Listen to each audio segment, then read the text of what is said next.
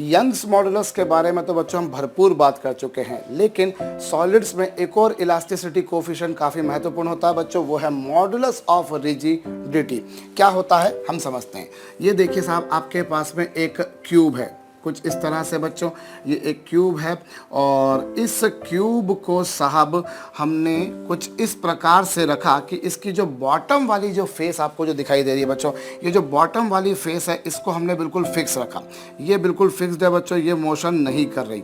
और इसकी जो अपर फेस है, अपर फेस पर हम लोग कुछ टेंजेंशियल फोर्स लगाते हैं। टेंजेंशियल फोर्स अर्थात कि इसकी सरफेस के अलोंग कुछ फोर्स लगाते हैं। भाई ये फेस तो फिक्स्ड है और इसकी जो अपर फेस है बच्चों, उस फेस पर उसके सरफेस के अलोंग कुछ फोर्स लगाते हैं कि ये जो फेस आपको जो दिखाई दे रही है बच्चों, ये हल्की सी आगे चली जाती है। मेरे कहने का मतलब, जैसे सपोज कीजिए बच्चों, ये ए है, ये बी है, ये सी है, ये डी है और ये ई है साहब, ये एफ है और ई एफ जी एच, यही कुछ इंग्लिश होती है मेरे ख्याल से। अब हमने क्या करा बच्चों, हमने यहाँ पर इसकी अपर फेस पर इसकी सरफेस के अलोंग बच्चों टेंजेंशियल फोर्स लगाया। और टेंजेंशियल फोर्स लगाया जिससे लोअर फेस तो अपनी जगह पर रही बच्चों, लेकिन जो अपर फेस थी वो जहाँ पर थी वहाँ से थोड़ा सा आगे चली गई। जहाँ पर थी साहब वहाँ से वो कहाँ चली गई, थोड़ा सा आगे।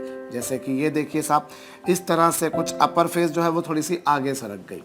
और जो एंड ए था बच्चों वो ए डैश पर चला गया, जो डी था बच्चों वो डी डैश पर चला गया, जो एच था बच्चों वो एच डैश पर चला गया और ई जो था बच्चों वो ई डैश पर चला गया।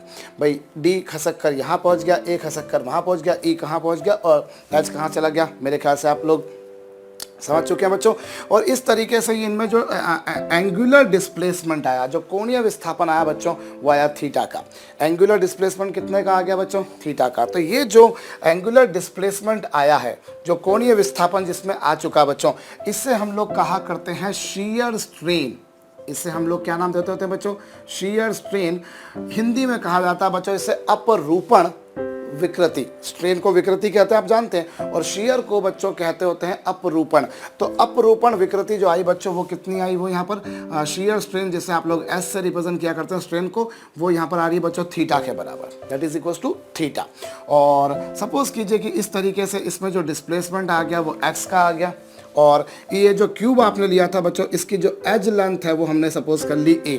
भाई हमने यहाँ जो डिस्प्लेसमेंट दिया वो दिया x, और इसकी जो एज लेंथ है, इसकी जो भुजा की लंबाई है बच्चों वो है a। तो जो स्ट्रेन होगा बच्चों वो उस एंगल के बराबर होगा विच इज इक्वल्स टू जो आपने डिस्प्लेसमेंट दिया अपॉन दिस। भाई angle equals to arc upon radius होता है, आपको पता है बच्चों। कोण बराबर चाप बटे त्रिज्या होती है। तो अब इस थीटा के अपोजिट जो साइड है बच्चों, अपोजिट जो लेंथ है वो है एक्स क्या, जो उसको आपने डिस्प्लेसमेंट दिया, और ए क्या बच्चों, उसकी एज लेंथ। तो ये शीयर स्ट्रेन हो गई बच्चों, और शीयर स्ट्रेन हो गई। और टेंजेंशियल स्ट्रेस जो होगी बच्चों, tangential stress, here force is applied along the surface. So ये जो टेंजेंशियल स्ट्रेस होगी बच्चों वो क्या होगी, फोर्स अपॉन क्या बच्चों, एरिया। इसका जो भी क्रॉस सेक्शन एरिया होगा वो। और ध्यान देना यहाँ हमको वो वाला फोर्स लेना बच्चों जो आपने सरफेस के अलोंग लगाया। What force you have applied along the surface. मैं आपको बताता हूँ। जैसे मान लीजिए ये क्यूब है क्यूब, उसमें कोई बात नहीं, पर ये पूरा सॉलिड आपको नहीं दिखा रहा, ये एटम से मिलकर बना हुआ बच्चों। अब यदि मैं क्या करता हूँ, इसके लोअर फेस को फिक्स करके अपर फेस पर मैं इस तरह से टेंजेंशियल फोर्स लगाता हूँ, तो आप देख रहे हैं बच्चों लोअर फेस तो अपनी जगह पर रहती है, ज्यों की त्यों रहती है, लेकिन अपर फेस थोड़ी सी आगे बढ़ गई, जैसा कि आप यहाँ पर देख पा रहे हैं। तो ये कितने एंगल से आगे बढ़ गई भाई by what angle it has been displaced. वो जितने एंगल से डिस्प्लेस हुई है बच्चों, उससे हम बोला करते हैं शीयर स्ट्रेन। और मान लीजिए इसको आगे बढ़ाने में मुझे यहाँ के अभी ऐसी थी, और यहाँ से जब मैं उसे यहाँ तक लाया तो मैंने उसे x डिस्प्लेसमेंट दिया। फर्ज कीजिए मैंने उसे x डिस्प्लेसमेंट दिया, तो स्ट्रेन जो होगा बच्चों वो डिस्टेंस कितनी चली अपॉन ओरिजिनल लेंथ ये, और टेंजेंशियल स्ट्रेस जो होगा बच्चों वो फोर्स, और ये इसका एरिया है, जो भी इसका area.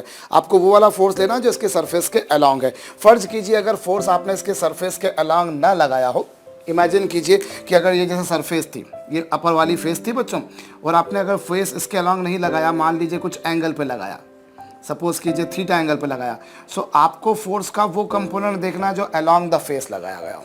You need to take that component of force which is acting along the face, जो फलक के अलोंग लग रहा है बच्चों, मतलब एफ कॉस थीटा। सिंपल।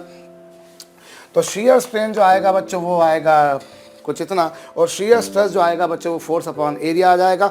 और इस तरीके से बच्चों हमारे पास में जो मॉडुलस ऑफ रिजिडिटी है, मॉडुलस ऑफ रिजिडिटी बच्चों जिससे हम लोग shear मॉडुलस भी कहते हैं, अपरूपण मापांक, इससे हम लोग जनरली बच्चों मैकेनिकल इंजीनियरिंग की लैंग्वेज में तो इसे shear मॉडुलस ही कहते हैं। और shear मॉडुलस जो होता है बच्चों उससे हम लोग ईटा से रिप्रेजेंट करते हैं, ईटा जिससे आप लोग जनरली एफिशिएंसी रिप्रेजेंट करते हैं, आउटपुट अपॉन इनपुट।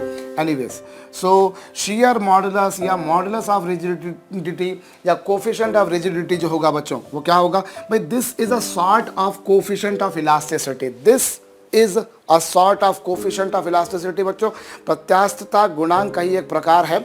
और वो क्या होता है, हमेशा आप जानते हैं बच्चों, this is always equals to stress upon strain. ये जो होता है बच्चों वो स्ट्रेस अपॉन स्ट्रेन होता है, और स्ट्रेस कितना, स्ट्रेस होगा बच्चों फोर्स अपॉन एरिया।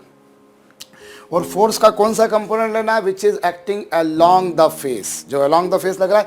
और ये बच्चों स्ट्रेन कितना, थीटा, और चाहो तो आप इसको लिख सकते हो फोर्स अपॉन एरिया, और जो स्ट्रेन है बच्चों वो थीटा है, which is x upon A. X क्या बच्चों, आपने जो उसका हल्का सा डिस्प्लेसमेंट दे दिया है वो, और अपॉन क्या, एज लेंथ, आपने जो उसको हल्का सा डिस्प्लेसमेंट दिया है वो अपॉन एज लेंथ। ये तो इस तरीके से बच्चों क्या आ जाएगा आपके पास में, shear modulus of elasticity, shear modulus of rigidity, coefficient of rigidity, कई नामों से इसको पुकारा जा सकता है। एक बात मैं आपको बता दूं बच्चों, आप कोई भी सॉलिड उठाएंगे तो आप एक बात देखेंगे कि उनका जो कोफिशिएंट ऑफ रिजिडिटी होता है वो यंग्स मॉडुलस से कम होता है।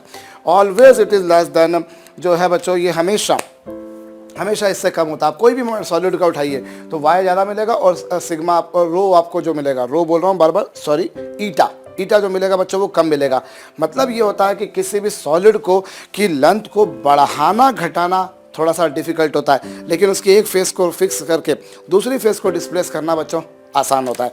अभी मैं जैसे ये क्यूब के बारे में ही बात करूं, अब अगर बच्चों if I want to extend it, अगर मैं इसको एक्सटेंड करना चाहूं या कंप्रेस करना चाहूं तो ये मेरे लिए मुश्किल है, वो वाई में आता है। लेकिन अगर मैं एक फेस को फिक्स करके दूसरी फेस को आगे बढ़ाऊं तो वो बहुत आसान है। आप जैसे आपकी बुक्स जो रहती हैं, खूब मोटी बुक हों, अगर आप पढ़ाई कर रहे हो भैया तो आपके आसपास ही कहीं होगी, तो एक बुक को आपको खींचना दबाना मुश्किल होगा, लेकिन अगर आप उसकी नीचे वाली फेस को फिक्स करके अपर फेस को आगे ले जाएं तो वो बहुत आसान होता है। और ये इसी बात को रिफ्लेक्ट करता है। और जनरली आप किसी भी मेटल को देखेंगे, किसी भी सॉलिड को देखेंगे बच्चों, आप एक बात अवश्य भावी रूप से पाएंगे कि उनका जो वाई होगा वो ज़्यादा होगा, मतलब उनको खींचना कंप्रेस करना मुश्किल होगा, लेंथ को बढ़ाना घटाना मुश्किल होगा, लेकिन उनको रिजिडिटी मतलब उनको एक फेस को फिक्स करके दूसरे फेस को चलाना रिलेटिवली आसान होगा।